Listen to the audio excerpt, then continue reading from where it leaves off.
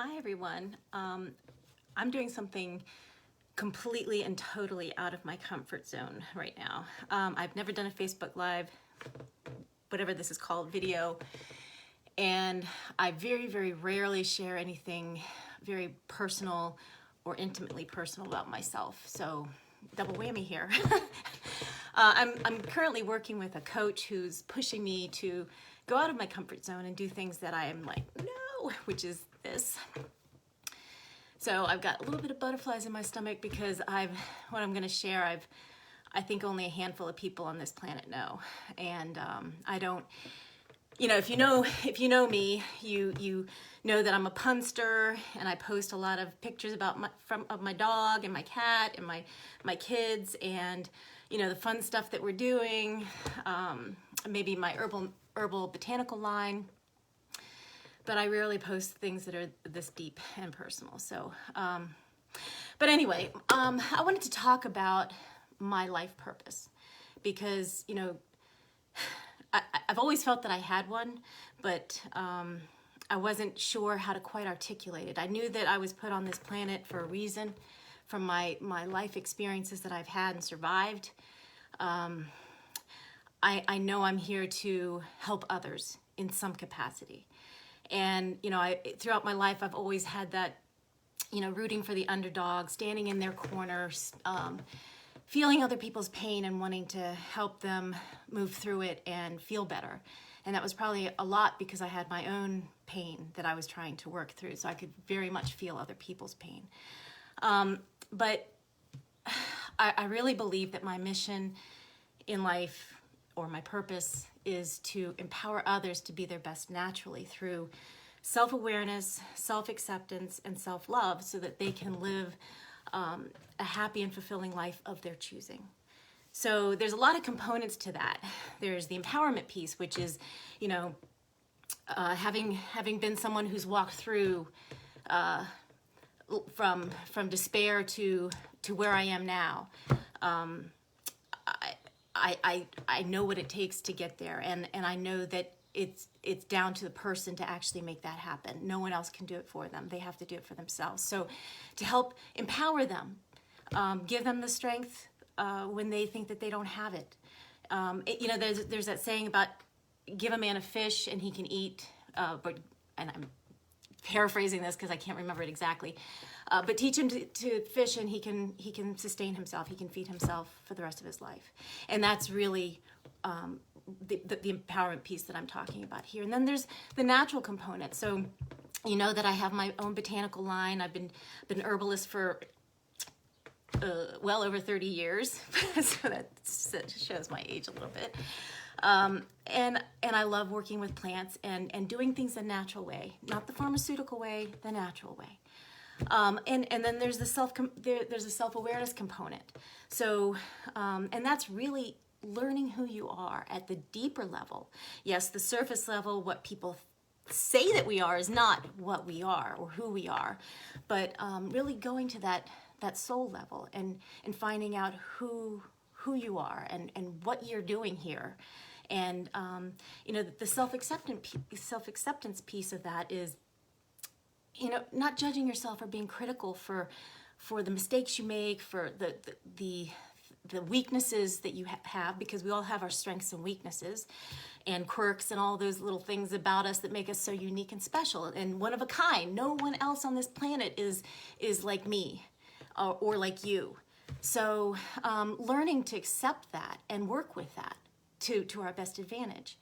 And then there's the self-love piece, which, a lot of people shy away from that, and it sounds very trendy and, what's the word? Everybody's using it these days. But really at a deeper level, that self-love is doing things, taking care of ourselves as we would for somebody who we loved. Whether that be, you can relate to taking care of your child in a loving manner, or your parents, or, your best friend or your spouse. So we're no different. And showing ourselves that self-love makes all the difference in the world. And all of these things are not complicated. The other piece, living your life in a happy way of your choosing. So that doesn't mean, you know, doing what your parents told you that you're supposed to do because the family's all lawyers or they're all doctors and you have to follow step, or, you know, you don't toe the line with the way you think about stuff. You know, we all have one life, and we all have to take our best shot at it. We don't have 2 or 3, and I don't have, this is mine, so I'm trying to make the best of it that I possibly can. So why is this my mission? I think if you're watching this, you know a lot about me, and maybe some things you don't know about me. So I'll just briefly recap. I won't go into the gory details because there's a lot. But I had a very abusive childhood growing up, from probably the point I was 6 years old and my mother married my stepfather.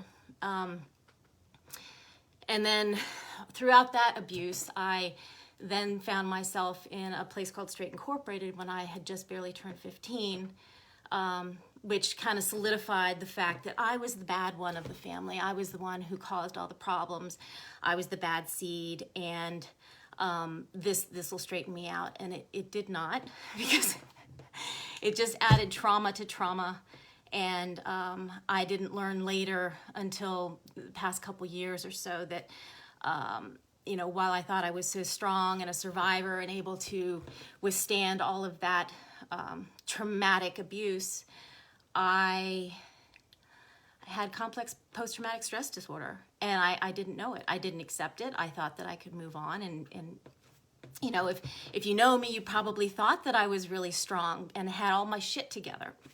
Sorry, can we say that? World traveler, got myself through college, lived overseas for a substantial part of my life. You know, helping others from the outside looked really good. And I think, you know, the strong people, I guess I would consider myself strong for sitting here in this chair right now, and having gone through all that I have. But I think the strong people carry their load really, really well. It doesn't mean that it's lighter than anyone else's. It just means that they carry it well. And I carried mine for a really, really long time. And I carried it well until it was so heavy that I could not carry it anymore. And I think, you know, most people know this stuff about me, but what they don't know is that this almost killed me, literally. In 2017, I was dying, and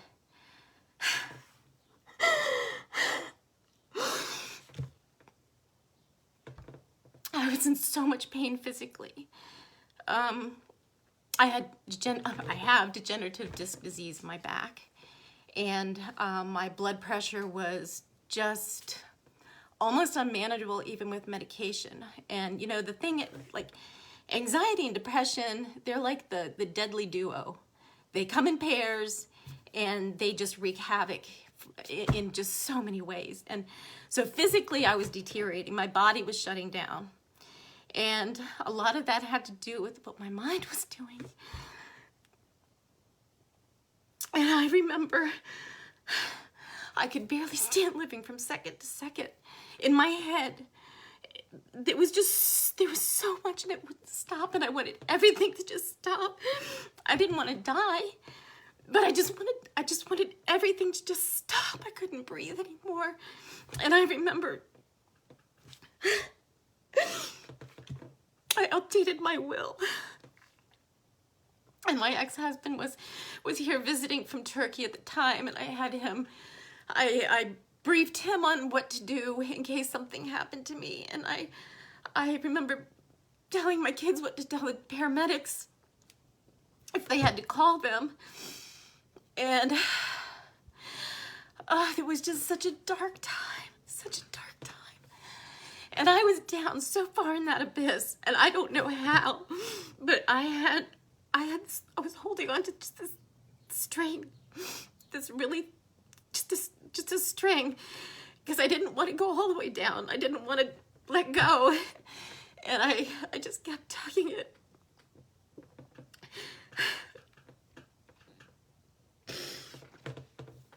And I promised myself that I would do whatever I had to do to climb out of there and not let my demons kill me. I had made it so far in my life without them destroying me completely, and I wasn't gonna let them do it now. So it's like I had a new resolve. I didn't care what I had to do. I went out and I hunted down my demons one at a time, slaying sometimes 1, 2, 3 at a time. I was not going to let them kill me. And I had so many.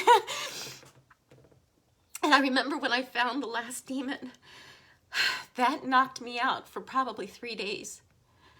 But I knew that that was the final one. That was the last one that I had to annihilate so that I could be free and that I could find peace finally. And I did. And I'm victorious. Those demons no longer have any power over me. I have the memory of them and what they tried to do to me, but I'm free from that now. And it's the best feeling in the world. And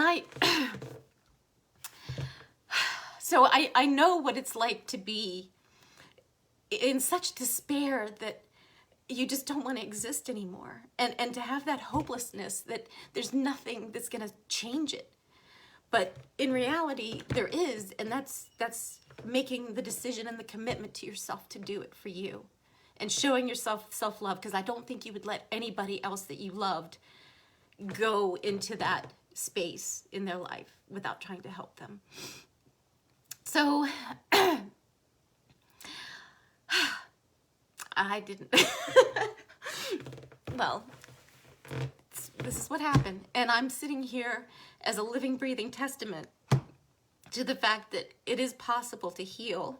And breathing and living are such key words to that, because I love living now. I love it. And I'd have to say that you know, being able to be me for me and not have to worry about what other people are telling me to do or how to be or how to look or how to act or what to wear. It's a wonderful feeling that I've never had before. And so since 2017, I've been on this journey to really understand who I am and how I tick and my triggers and, you know, all of it, so that I can just be at peace within my own self and my own soul, and to pass that on to others. And, you know, I have to give an update on the pain that I talked about. I no longer have any back pain. I've been using herbal remedies that I make personally. I started making them for myself, and then, you know, other people needed the same thing. I didn't realize I was being, you know, just focused on me and healing myself, but other people said that they wanted it too, and I was like, oh, wow, okay. And they said it works. You know, these things that I make work, and they do.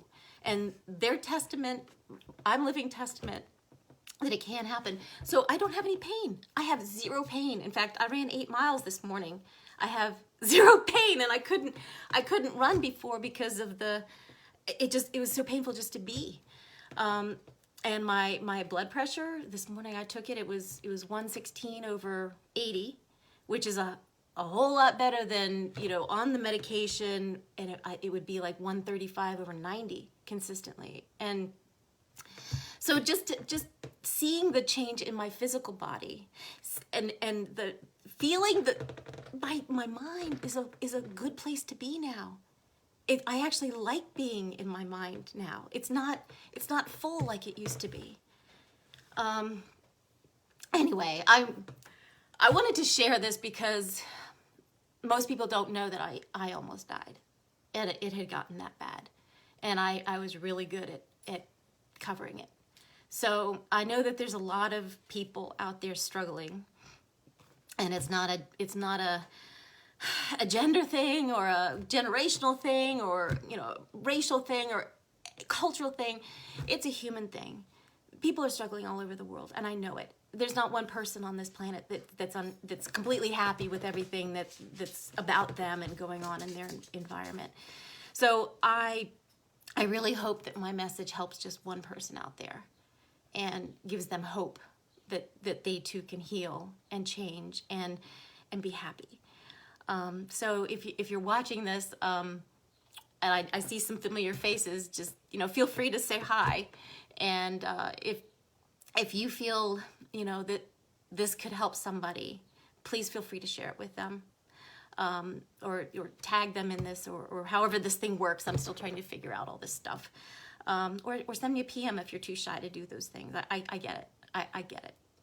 So I thank you for taking the time to listen, and take care of yourselves out there.